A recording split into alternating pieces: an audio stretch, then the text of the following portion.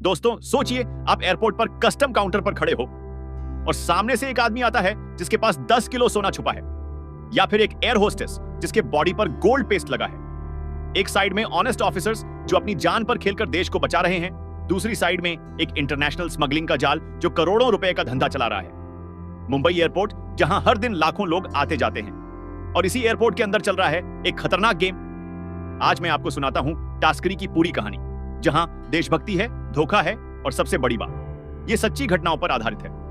कहानी शुरू होती है पार्लियामेंट से। यहां बड़ा हंगामा हो रहा है। ऑपोजिशन पार्टीज गवर्नमेंट पर आरोप लगा रही हैं कि इंडिया में स्मगलिंग रोकने के लिए कुछ नहीं किया जा रहा। हर दिन मुंबई एयरपोर्ट से करोड़ों रुपए का गोल्ड, ड्रग्स और दूसरे कॉन्ट्राबैंड आइटम्स स्मगल हो रहे हैं, लेकिन कस्टम्स डिपार्टमेंट कुछ नहीं कर रही। क्यों? क्योंकि ज्यादातर कस्टम्स ऑफिसर्स करप्ट हैं। उन्होंने स्मगलर्स के साथ अंडरस्टैंडिंग बना ली है। इलेक्शंस नजदीक आ रहे हैं, फाइनेंस मिनिस्टर प्रेशर में है, तो एक डिसीजन लिया जाता है, मुंबई एयरपोर्ट पर एक नया असिस्टेंट कमिश्नर भेजा जाएगा, और वो होगा प्रकाश कुमार। प्रकाश कुमार कोई ऑर्डिनरी ऑफिसर नहीं है, वो उन रेयर ब्रीड ऑफिसर्स में से है जो पूरी तरह ऑनेस्ट है। प्रकाश कुमार जब मुंबई एयरपोर्ट पहुंचता है तो उसका पहला डिसीजन शॉकिंग होता है। वो मांग करता है कि 3 सस्पेंडेड ऑफिसर्स की सस्पेंशन हटाई जाए, अर्जुन मीना, मिताली कमात और रविंदर गुज्जार। ये तीनों ऑफिसर्स पहले भी कस्टम्स में थे, लेकिन उन्हें सस्पेंड कर दिया गया था। क्यों?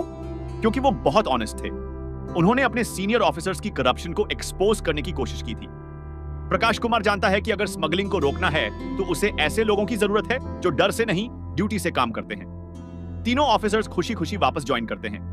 अर्जुन मीना को टीम का लीडर बनाया जाता है। अर्जुन एक स्मार्ट, काम और कैलकुलेटेड ऑफिसर है। अब अर्जुन का मिशन है बाड़ा चौधरी नाम के एक इंटरनेशनल स्मगलर के सिंडिकेट को डिस्ट्रॉय करना। बाड़ा चौधरी कोई छोटा मोटा स्मगलर नहीं है, वो एक ऑर्गेनाइज्ड क्राइम सिंडिकेट का हेड है जिसका नेटवर्क पूरी दुनिया में फैला है। बैंकॉक, मिलान, एडिस अबाबा, बहरेन, हर जगह।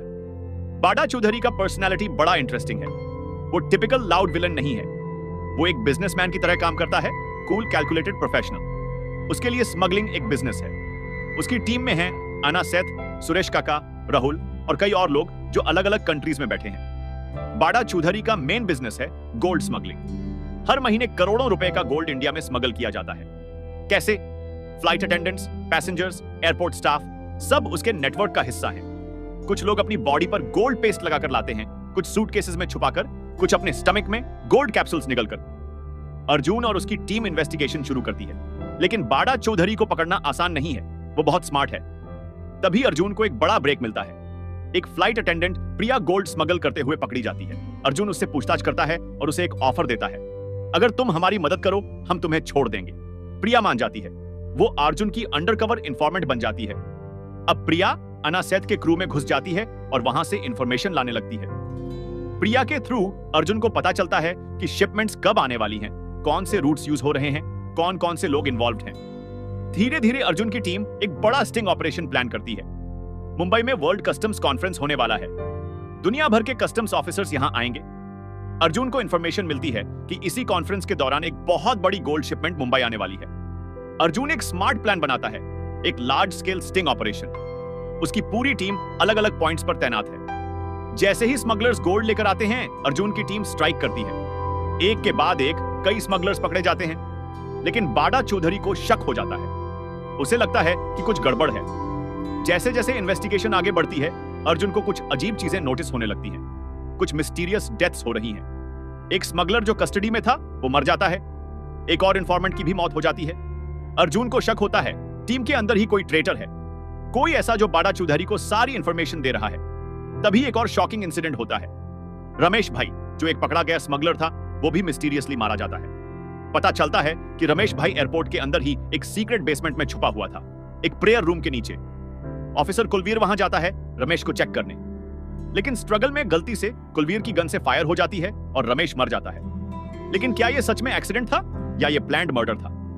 मीनवाइल प्रकाश कुमार को बैंकॉक जाना पड़ता है, लेकिन जब वो बैंकॉक पहुंचता है तो उसे एक अनएक्सपेक्टेड विजिटर मिलता है, बाड़ा चौधरी खुद। चौधरी प्रकाश से पर्सनली मिलता है।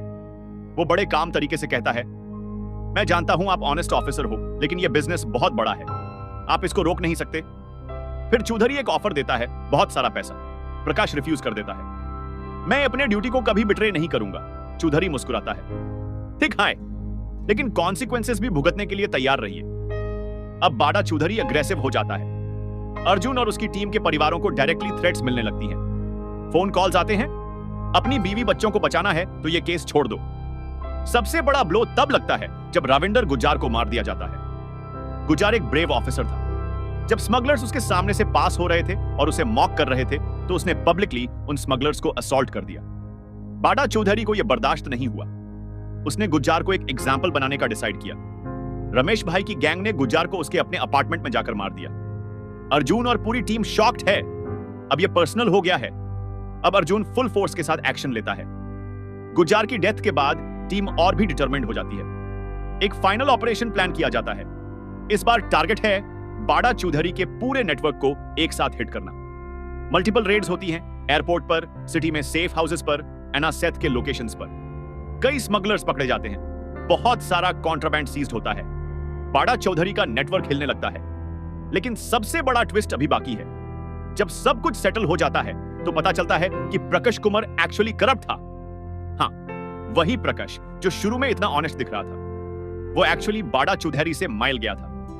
बैंकॉक में उसने फाइनली चौधरी का ऑफर एक्सेप्ट कर लिया था। प्रकाश ही वो ट्रेडर था जो टीम की सारी इंफॉर्मेशन चौधरी को दे रहा था। रमेश भाई की डेथ भी एक्चुअली चौधरी ने प्लान की थी प्रकाश की मदद से। अर्जुन को जब यह पता चलता है तो वो शॉक्ड है। प्रकाश को अरेस्ट कर लिया जाता है। सीरीज का एंड बिटर स्वीट है। अर्जुन और उसकी टीम ने एक बड़ी जीत हासिल की। बाड़ा चौधरी का नेटवर्क तोड़ दिया, कई स्मगलर्स को जेल भेज दिया। लेकिन साथ ही वो जानते हैं कि यह फाइट खत्म नहीं हुई। करप्शन इतना डीप है कि कभी पूरी तरह खत्म नहीं हो सकता। अर्जुन को शायद प्रमोशन मिल जाए, लेकिन वो जानता है कि अहेड क्या चैलेंजेस हैं। गुज्जार की याद उसे हमेशा हॉन्ट करेगी। फिल्म का मैसेज क्लियर है, स्मगलिंग और करप्शन को पूरी तरह खत्म करना शायद इम्पॉसिबल है, लेकिन हर छोटी जीत इंपॉर्टेंट है। हर एक ऑनेस्ट ऑफिसर जो अपनी ड्यूटी करता है वो सिस्टम में थोड़ा बदलाव लाता है। अर्जुन और उसकी टीम आगे भी लड़ती रहेगी। धन्यवाद दोस्तों, अगली सीरीज की कहानी में मिलते हैं।